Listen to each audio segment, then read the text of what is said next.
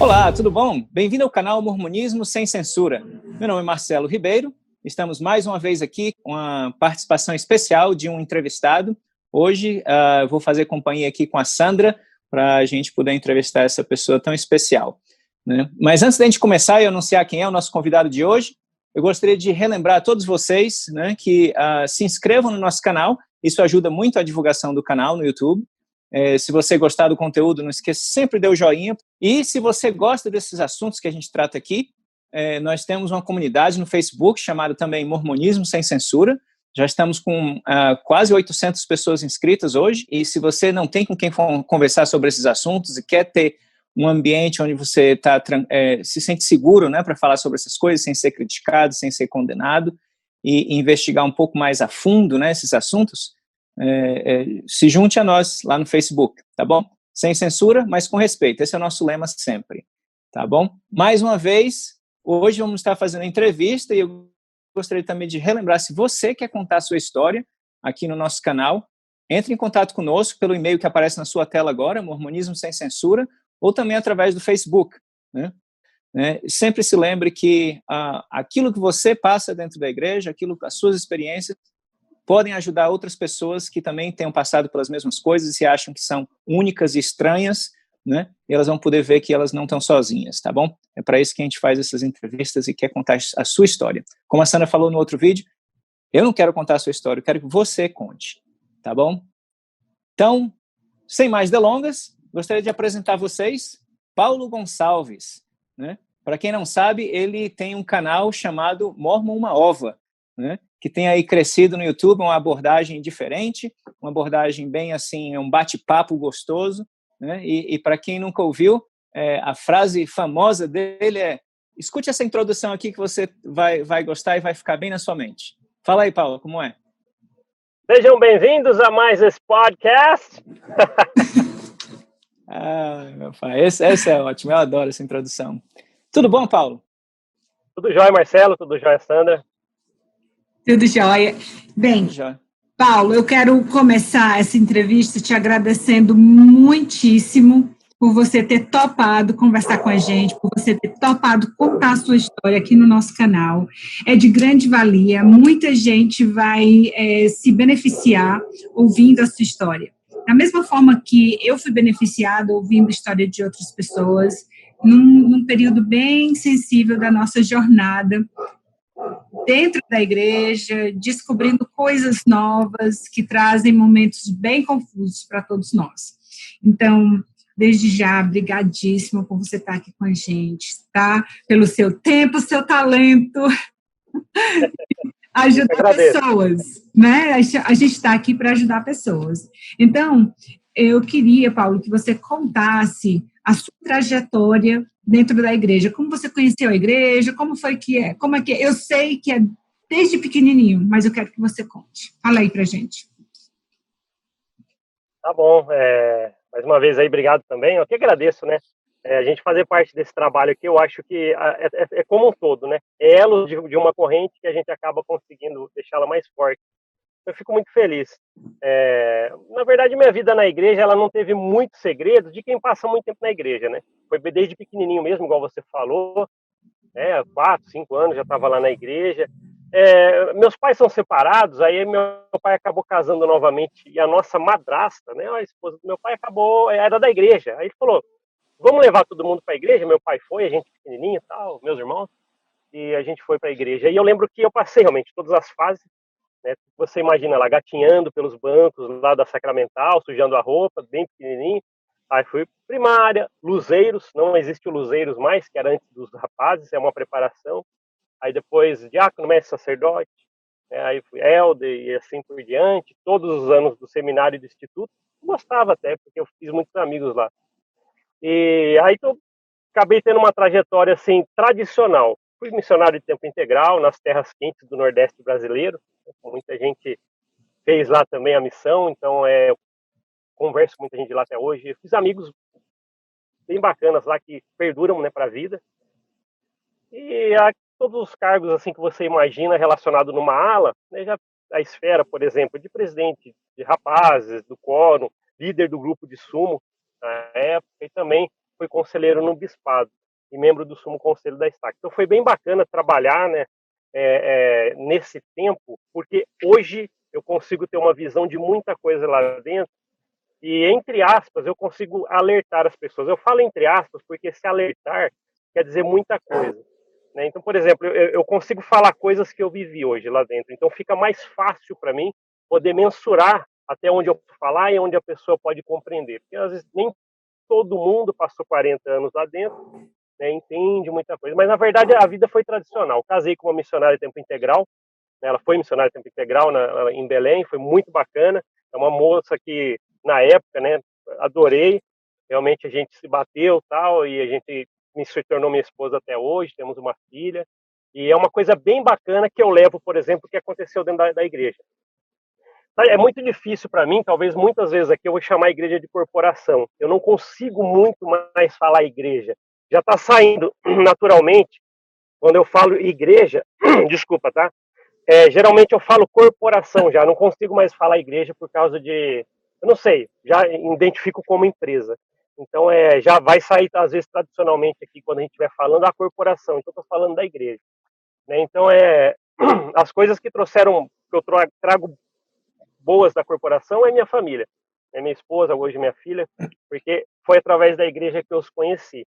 Uma coisa que eu preciso deixar bem claro é que as pessoas têm que entender, né, Sandra e Marcelo, que a gente muda. Às vezes as pessoas perguntam: o que você teve de bom dentro da igreja?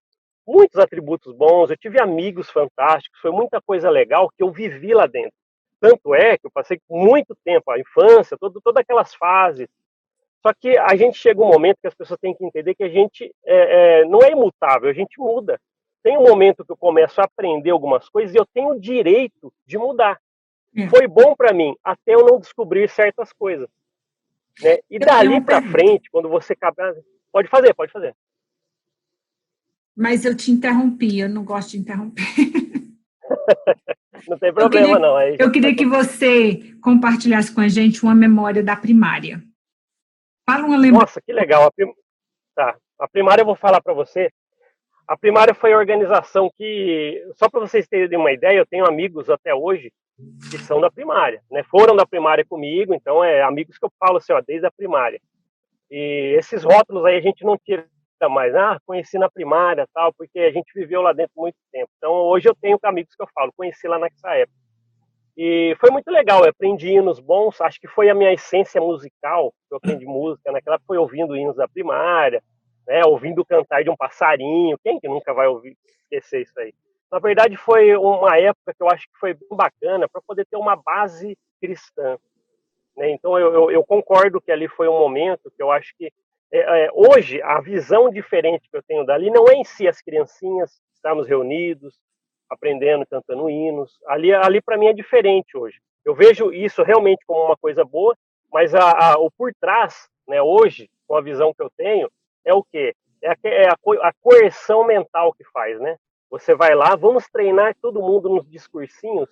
Quando crescer, eu quero ser um missionário. Joseph Smith foi um profeta, sabe? Então você acaba sendo condicionado a um tipo, né, de discurso, e é lógico que isso entra aqui, né? Então você acaba, de uma certa forma, levando isso para a sua vida. Então por isso que você conduz sempre o mesmo script, até você chegar, por exemplo, a missionário. Você vai muitas vezes decorar isso e vai falando, né? Mas em primária, Sandra, respondendo a sua pergunta, foi muito bacana. Engraçado que, por exemplo, na primária, as aulas eu não fui da primária. Quando eu me associei à igreja, eu já era adulta, mas eu tive a oportunidade de ser professora, líder, e aí a gente vê que as aulas que a gente dá para as crianças, aquele é bem simples, mas é sempre do mesmo formato. E eu também fui professora da escola dominical dos jovens.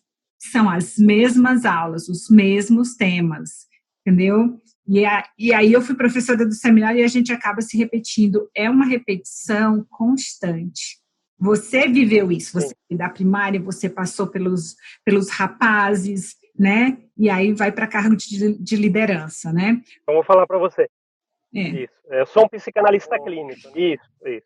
Faço terapia com as pessoas. Então, até faz um tempo já que eu faço online, Então, atendo muitas pessoas aí, principalmente tem pessoas que aparecem com problemas religiosos também.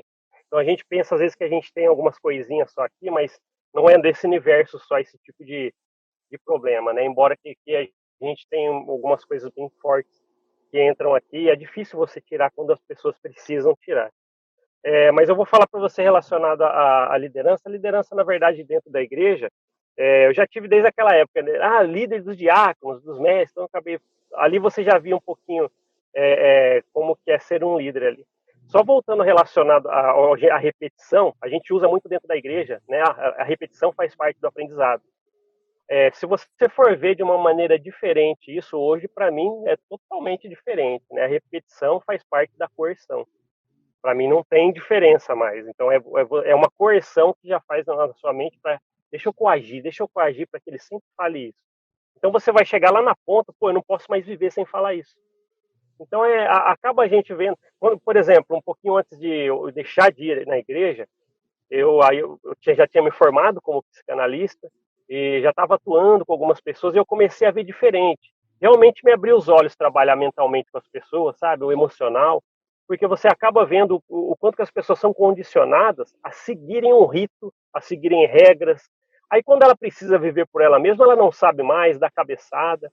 Tanto é que quando você erra bem feio dentro da igreja, é porque você tentou fazer uma coisa que normalmente fora da igreja as pessoas fazem, se dão bem, que não erram tanto, né? Aí dentro da igreja, dentro daqueles ritos, do caminho estreito e apertado que todo mundo fala, você acaba desaprendendo a fazer certas coisas que estão fora da linha. Então você acaba saindo fora da linha de vez quando você é condicionado num caminho só.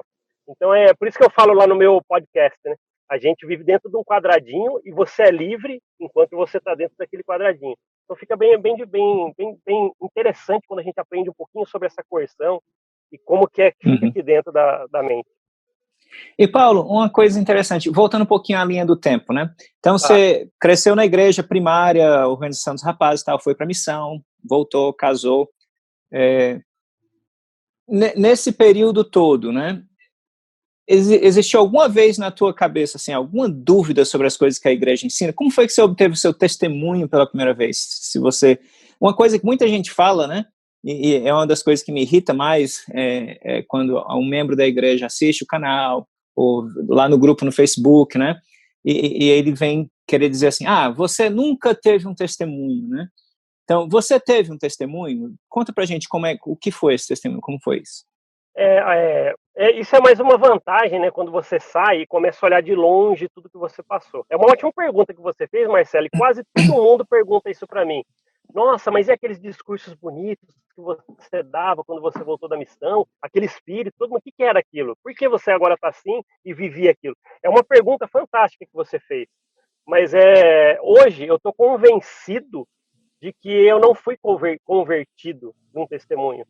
Né? Na verdade, dentro da igreja, a gente é convencido e não convertido. Eles vão te condicionar a coisas que você vai falar assim, poxa, então é verdadeira, todo mundo fala. Né? Eles até repetem ao mesmo tempo, aí você vai no templo e repetem ao mesmo tempo, não é possível que isso não é verdade. Então, em algum momento você vai falar assim, eu estou convertido, e na verdade você foi convencido. Então é muito interessante isso. Então eu particularmente hoje, eu acho que eu nunca tive um testemunho da igreja. Eu acho que eu fui convencido. Né? Poxa, todo mundo desde pequeno falou que Joseph Smith era um profeta, então deixa eu ir para as terras quentes do Nordeste, falar por 2 anos, porque eu ouvi, então é verdade, deixa eu falar isso para todo mundo. Né? Mas eu fui convencido, me convenceram a isso. Aí você acaba prestando testemunho, poxa, eu sei que tal. Então, na verdade, hoje eu tenho uma visão diferente. Né? Para mim, a gente foi convencido, né? Dentro da igreja a gente é levado a isso, a se convencer, não converter, de verdade. Paulo, você cresceu na igreja e desde sempre foi doutrinado, né? Você sentiu o desejo de ir para a missão desde criança? Como é que foi para você essa coisa da missão? Porque os meninos são incentivados desde pequenininho a servirem uma missão. E quando chega na idade de adolescente, isso se torna um mandamento. Incentivado é uma palavra bem soft, né, para o que realmente acontece, né? Então, você desde pequenininho, eu me batizei só com 18 anos, mas mesmo assim eu sentia pressão grande de ir para a missão, né? E assim, era muito comum alguém dizer, você só vira homem mesmo depois que serve a missão, né? Então, se você não verdade. vai, você é meio homem, né? Então, é por aí, né? O incentivo, né? E como é que foi para ti, Paulo? O interessante o discurso já vem sempre o mesmo, né? Eu lembro até hoje, o meu primeiro discurso na Sacramental é uma coisa que eu não esqueço, né? A época, a primária, poderia ir lá dar discurso naquelas conferências de primária, né? Especial. E eu lembro que eu falei sobre a missão. Quando eu crescer eu quero ser um missionário. E o mais bacana de tudo é que quem escreveu meu discursinho foi a presidente da primária. Lê isso aqui pra gente. E esse papel eu tenho guardado em algum lugar, bem velhinho. Eu guardei, ficou num bolso de um paletó, tal, e eu tenho ele guardado. É um discursinho que foi preparado para mim, para que eu falasse. Tava lá, quando eu crescer, eu quero ser um missionário, Joseph Smith foi um profeta, o livro de Mormon é verdadeiro. Então, ao crescer, né, repetindo tudo isso, vendo todos os coleguinhas, tal, alguns indo e vindo já, porque você tem os mais velhos que você. Aí eu falei, poxa, é lógico que eu vou. Eu quero fazer parte integrante de todo mundo. Eu não quero ser o diferente. É lógico, eu fui ser um missionário. E o que me incentivou, na verdade, eu não sei, acho que foi o empurrão que toda a sociedade dentro da igreja leva você a fazer isso. E aí você começa a pensar, eu vou voltar, se eu não fizer missão, nenhuma moça vai querer namorar comigo. Né? Você tem 16, 17, então deixa eu ir para missão mesmo, então não tem como escapar. Aí você, com aquela juventude, você acaba pensando nessas coisas. Então, deixa eu ir, eu tenho que ir, voltar. E acho que realmente foi sendo empurrado por toda a sociedade dentro da igreja, que já faz você ser um missionário mesmo.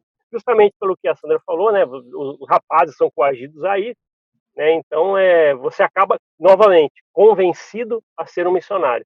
Aí você acaba estando lá. E o interessante é que não acaba.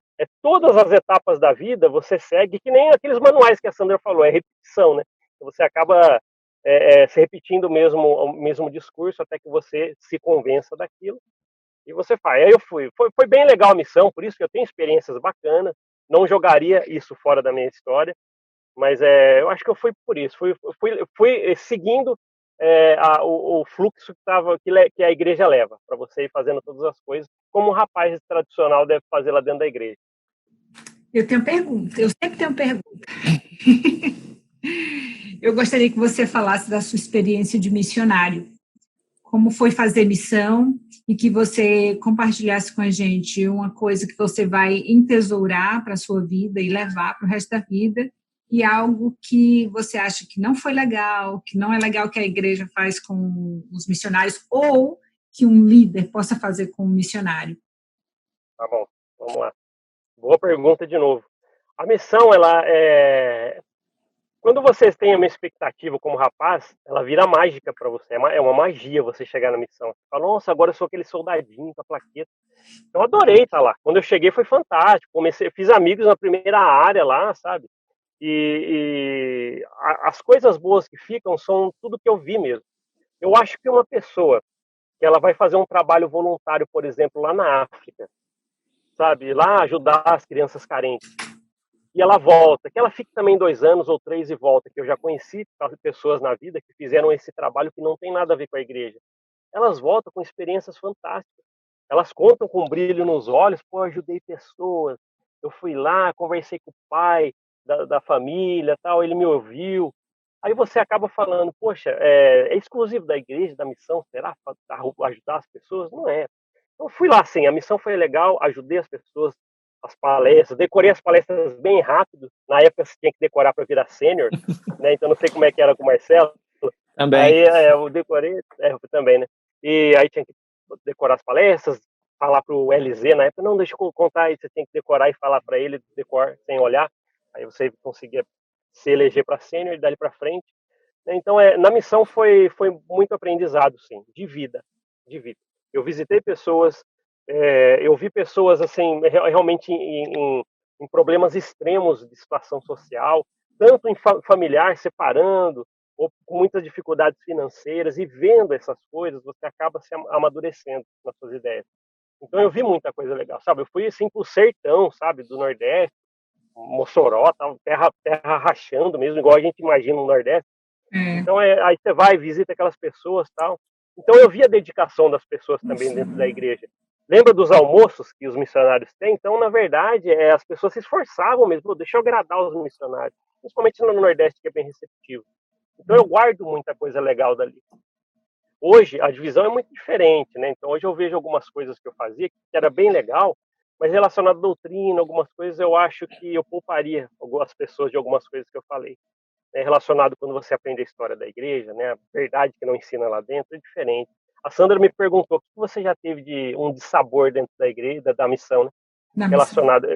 Me lembrei agora, né, então eu nunca vou esquecer quando eu contei isso num podcast, né, mas eu não sei se as pessoas faz um tempinho. Eu tive um companheiro na missão que ele tinha dificuldade, ele teve muita dificuldade de sociabilizar, né, entre os missionários. E também tinha aquela regra que a gente não pode separar do companheiro, ele não conseguia, eu quero ficar ali sozinho, deixa eu ir para frente da casa. Eu lembro que numa sacramental e tal, ele estava lá, fui olhar para o lado, ele não estava mais lá, fui correr, ele estava lá na esquina. Aí eu falei, poxa, a gente precisa ajudar ele, né? E condicionados à regra, fui lá, presidente, a gente precisa ajudar ele e tal, tem essas dificuldades. Foi muito bacana a experiência, porque eu consegui aprender com isso e hoje entender mais a corporação. Eu lembro que o meu presidente falou assim, o presidente de área vai estar no domingo na capela tal, perto de vocês aí, você vai com seu companheiro, eu vou tentar arrumar um espaço com ele no final da conferência, para ele falar com esse seu companheiro. Talvez ele falando com a experiência dele, faça ele sentir o espírito e continuar na missão. E a gente foi lá naquele domingo e depois das reuniões o presidente falou, vai ali naquela sala, o presidente de área já vai estar ali. E para mim já era o nosso presidente de área, nossa, que legal vê-lo, né? E foi uma cena que eu nunca vou esquecer.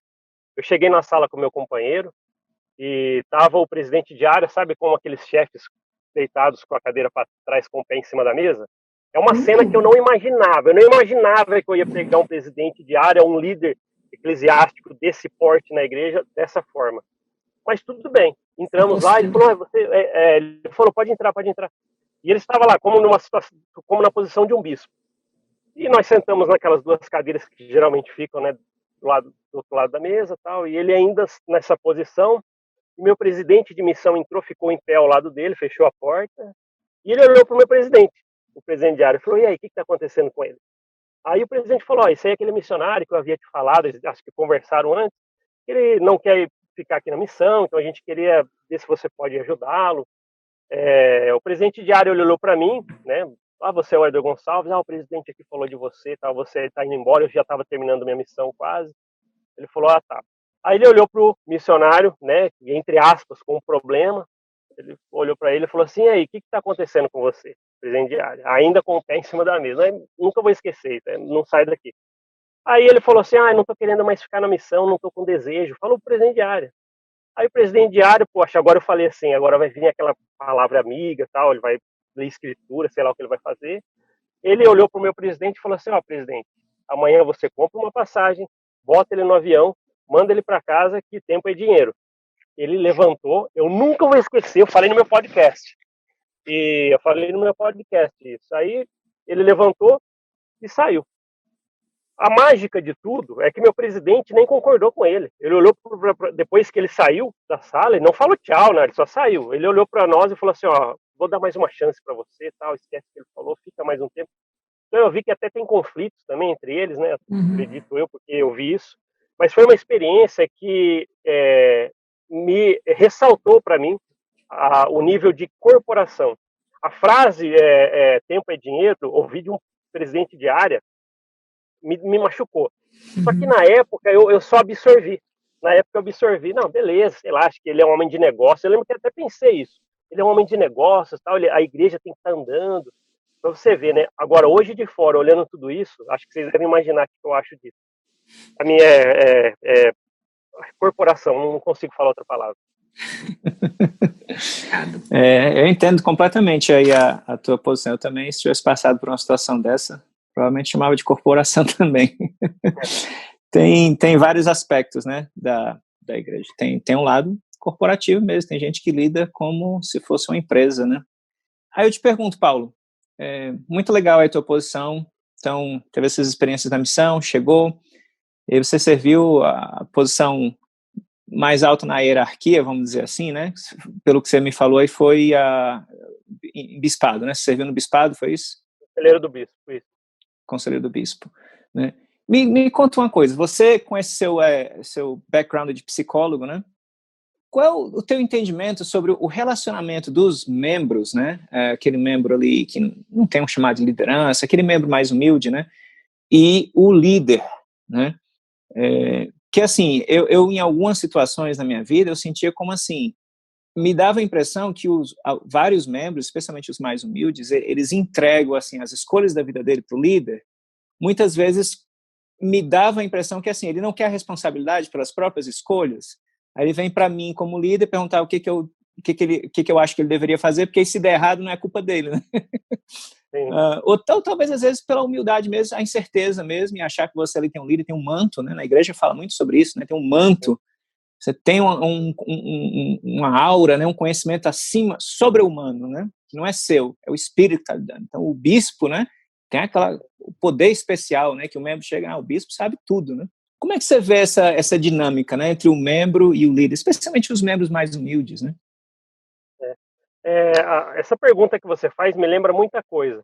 Me lembra panelinha dentro da igreja, me lembra aquela divisão que já tem automática quando acontece. Os líderes dentro da igreja, eu acho que tem muitas pessoas boas realmente que querem dedicar. Só que muitos deles não sabem como tratar emocionais. Aí precisa, aquele membro, às vezes, mais humilde, que às vezes até precisa de uma ajuda, alguma coisa, ele vai. E eu tive experiência, por exemplo, no bispado, de uma irmã que ela estava precisando de muita coisa na casa dela, na vida dela, e ela sempre limpava a capela, fazia aquela coisa toda, e ela varria por volta da capela sem ninguém pedir.